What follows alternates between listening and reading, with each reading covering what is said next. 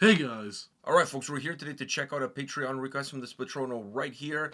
The name of the band is BardoMagno. The name of the song is Le Bardi son Tornati in Locanda.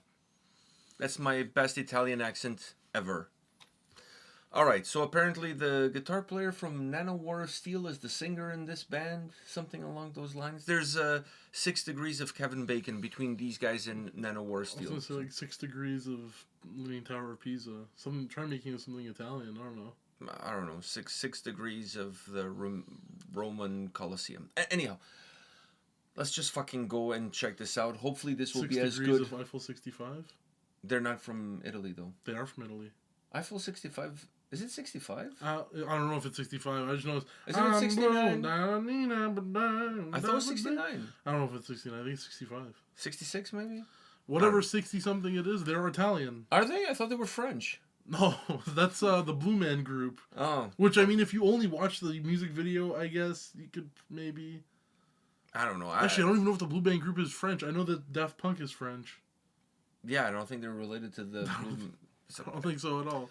Whatever. Which, you know what's funny? The one of the guys from that group is in Eurovision this year, but he's representing San Marino. Daft Punk or Blue Man Crew? Oh, Eiffel 65. Oh, fuck. Neither one of those. All right. Neither one of those. So, San Marino, the smallest country in Europe. No. Is the Vatican the smallest country? It's the Vatican. Yeah, fuck, yeah. The Vatican is smaller. But they pack a big stick at the Vatican. Yeah, that's true. They pack a big stick. All right. Anyhow. I wonder what their... Fuck, when are we going to get to check out this video? I was going to say, I wonder, like, you know how, like, every country has, like, the numbers of diddlers? I wonder, you know... Diddlers? You know, like, they diddle kids, right? So, like... You know how there's, like, apps on your phone where you can see there's a guy live across the street who like, where there's, like... yeah, like the registered sex offenders? Yeah, exactly. Fuck, in the Vatican, like, if you open up the map, it's dots everywhere. You can't even see the map. It's just a fucking red block on top of the whole Vatican. Yeah, kids, don't go there. Stay away. You know what I mean? Eat your veggies and stay at home. So anyhow, are you ready to check this out? Yeah. All right. Or at least wait until you're 18. Because when you're 18 and you go to the Vatican... You're safe. You're as safe as good. you can be. Yeah, like between the ages of, I would say, 8 to 17, it's kind of dicey. It's kind of dicey. After 18, you're good to go. Just like drinking age in Ontario.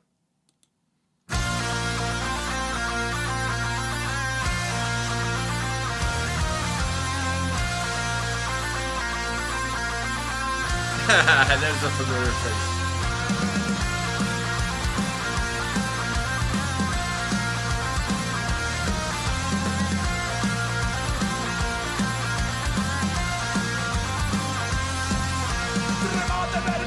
Che ite in città, ritorno affacciuto, sua rapsodica maestà, che le sto incrociata con sé fiducerà. Uno ci fermerà, panze da birra, denti, marce e calvità, ma abbiamo anche difetti, insincerità, la nostra croccantezza vuol dire qualità, ma sempre in castità. È il grido di battaglia, che fiero e che spremiata scorribanda, i bardi son tornati in Locanda. Eroi in calzamaglia, germogia volontà, scaldate le pudenda, i bardi son tornati in Locanda.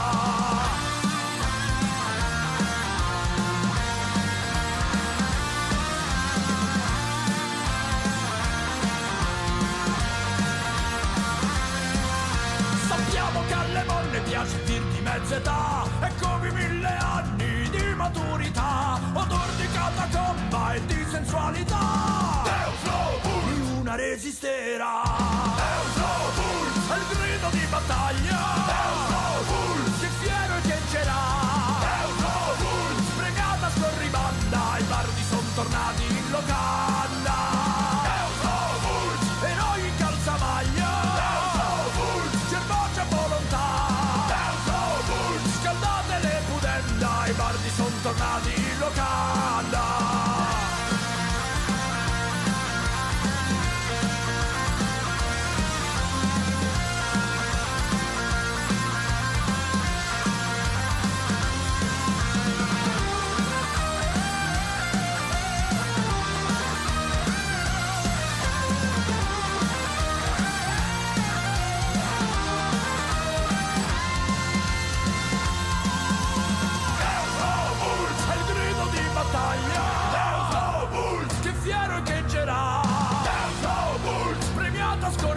banda, i Bardi sono tornati in locanda. È il grido di battaglia, che fiero e che c'era.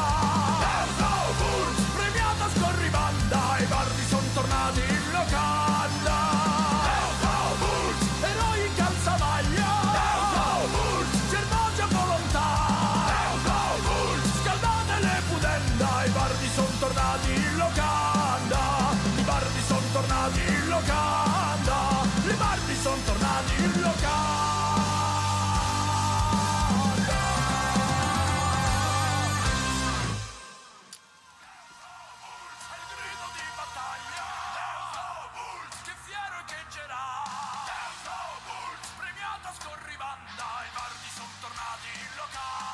All right. Anyways, enough of the scorribanda.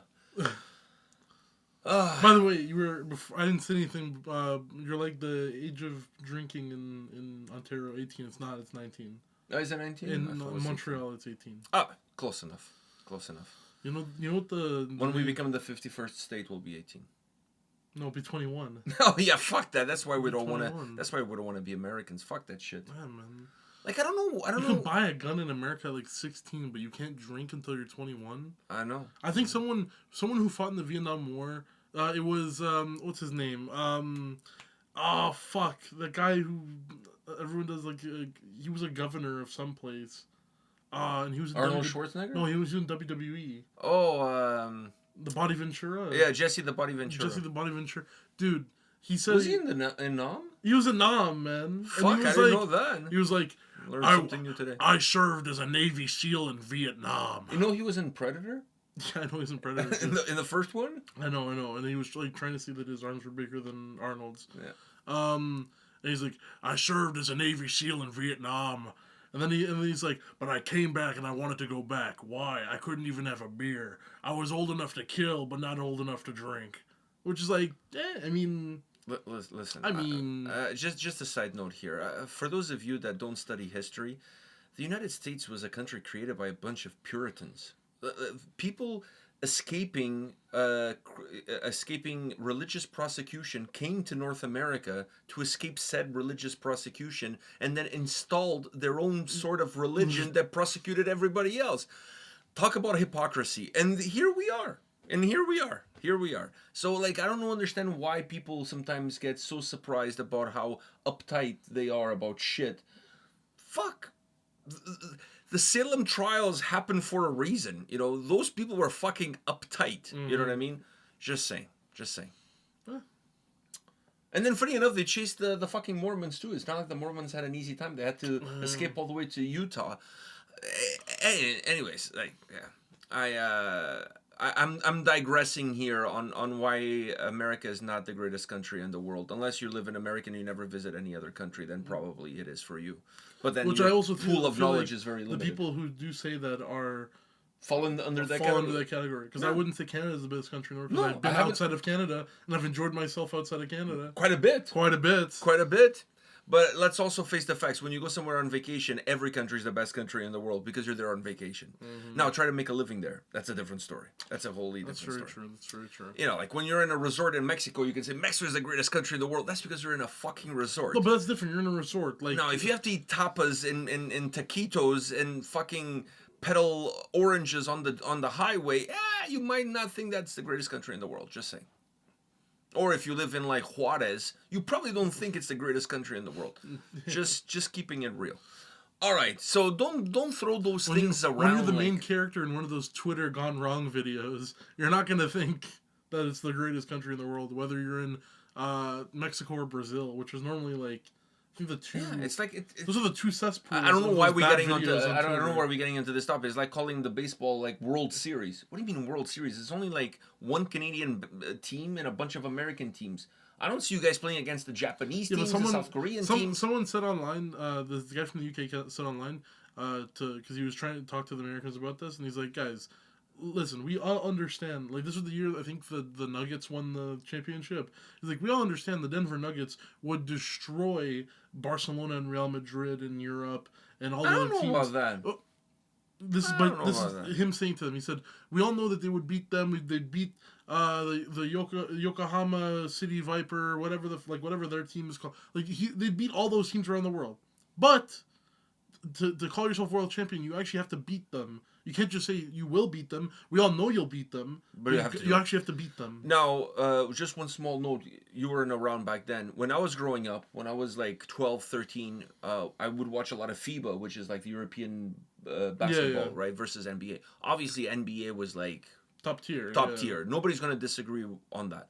But in the off season in Europe, there used to be tournaments and games between NBA teams and European teams sponsored by McDonald's. It was like a McDonald's tournament. So you would get to see like Denver Nuggets or Boston Celtics play against like Maccabi Haifa or like Pawok's team or whatever. Dude, the European teams would win. It was not like a wash. But it's also the NBA teams would not send like their main dudes. Okay, fine, like fine. The B League guys. But still, what I'm saying, I'm saying a tournament, a basketball tournament where you have it in the off season, but it's worth something, so you need to use your actual players and whatever. You have it just like a tournament, like a kind of like a Club World Cup. Okay, but we're completely going off topic here. But then if you want to do that, like the Americans send the dream team to the Olympics, right? Mm-hmm. So let's get all the European countries to send a dream team, because technically, EU is like the United States, right? It's like United States of Europe, right? So you send your best like Portuguese guy, best Spanish guy. Okay, you're naming. I'm just saying, like the best Croatian guy, the best Serbian guy. The Portuguese guy is making the stadium. No, he's laying the concrete. Dude, there's a Portuguese guy playing for the Boston Celtics. Okay, there's one Portuguese guy. Okay, he's black, but he's Portuguese. But like he's playing for the Boston Celtics. Well, dude, there's one Portuguese guy. Okay. His name is not Antonio. There's probably more Japanese guys who've played in the NBA than Portuguese guys. And I can name two. No, he's the only one. And I can name two. So I can already name two Japanese guys, Yuki Kawamura and fucking Rui Hachimura. What about Lin? Oh, no, he's Chinese. But he was also born... Close enough. I think he was born in America. So that's... Or no, maybe he was born in China. I can't remember. Yao Ming, too. Yao Ming, exactly. Okay, we got... But Portugal Yuta Watanabe. Portugal is not known for tall people. So the fact that we have one guy there... Okay, but Yuki Kawamura is like 6'5"? And what the fuck does that have to do with these guys singing in Italian about like I don't all know. sorts of shit? You know the title of the song, it roughly translates to the Bard's son Tornati in Lorcana. In Wakanda? In Lorcana, which is like the Disney trading card game. There's like a little picture of Tonali on one. I have no idea what I just watched. I feel like this video proves one thing. There's more to Italian music than Laura Pausini and Eros Ramazzotti. For sure. There's untapped talent in Italy as far as music is concerned. I don't know why they always do so poorly in the Eurovision, because they obviously have... They don't do so poorly. They do quite well in Eurovision. Are you winning? No, they're not winning. They're doing poorly. The last time they won was Måneskin in 2021. Okay, so since then Portugal already won too, so... Portugal won in 2017. That's before 2021. Oh, was it? I thought they won after. No, man. Yeah, but Foreskin, I'm not counting Foreskin. I'm not counting those guys because they look like Manowar. Just if Manowar were from San Francisco in the 80s and late 70s. So make your own conclusions. But they're always high up in the voting. Portugal is not always high up in the voting. Yeah, because they have the mob there. I'll make you an offer you can't refuse. You gotta vote for Italy. 10 points for Italy. Ma che cosa? That's why San Marino always gives 10 points to Italy. Of course. Why can't Vatican City send somebody to the Eurovision? Oh my God. Fuck. Yeah, that's all we need. A bunch of cardinals singing. And I don't mean the birds. Or the team. Yeah. Just sing Ghost. Send Ghost as Vatican City. As the Vatican's representative. Fuck. Close enough. Either that or... Michael Jackson is dead already. I was going to say send Michael Jackson. That would also be close enough. That would be on brand. Very on brand. What, to send Michael Jackson? Yeah. Very in a children's choir. Very on brand. I think that would be amazing. I think there would be a lot of controversy with that one. The children's choir or Michael Jackson? Maybe both. Yeah. Hey, you know what they say? What happens at Eurovision stays at Eurovision. I don't know about that one either. Well, I think that's what they say. So anyhow, they. The people out there, somebody. What do you think about the song, though? We're like 15 minutes in. I don't even know what to say about the song, man. Honestly, it's like it's It also proves that you don't need a bass player to make a good song. yeah. I mean, dude, it's also like very folky. So really, you don't really need the bass player for it. I feel like, back in the tavern days, I don't think they had bass players. No, they didn't. They got thrown to the lions with the Christians. They definitely had like some some guy using whatever the fuck the bards were playing, right? And they had a guy doing percussion, but I don't think they had a bass player. No. So, but it's an interesting song and it's very like fun. I honestly feel like bass playing was invented by a guy who couldn't play a 6-string guitar, so they had to like bring it down to 4, make it sound a little bit more umpty, so that the guy could use his fat fingers to play it. I'm thinking that's how do I play along with you guys? Well, okay, if I'm playing this chord right here, just play the first one. So all the time. All the time. Just do this. Just tap it with your fingers. Doesn't even have to make sense. Just if I'm tap doing it. a power chord, where this finger is, that's what you're playing. And just follow along with the tune. Yeah. I think what that's if I do this? Don't get ahead of yourself. Yeah. It's not like we're gonna pay you more than True. All facts. That's why bass players need to learn different things, right? Like Eugene knows Brazilian Jiu-Jitsu. So, like, that's his... But that's not going to help him playing bass. But I think that's what gives it's not like him... he's going to grapple the bass and put him into a chokehold. But I think that's what definitely, gives him the umph, Fair enough. Maybe it adds to his bass playing skills. And then they're like, okay, we can pay you double as, like, a bodyguard, too. The only thing I'm going to take away from this video is this stupid conversation. But the second thing I'm going to take away from this video is that, dude, the guy actually has a good voice. He does. For, like... the voice matches the face. The voice does match the face. Yeah, the voice matches the face. And I enjoyed it. It's very fun. It's a very fun song. It was fun. I agree. Is there anything else to say? No, I think we've said it all. We've said everything and yet nothing. Yeah. All right. On that note, guys, Bardo away to the Magno, and we'll see you all at the next video.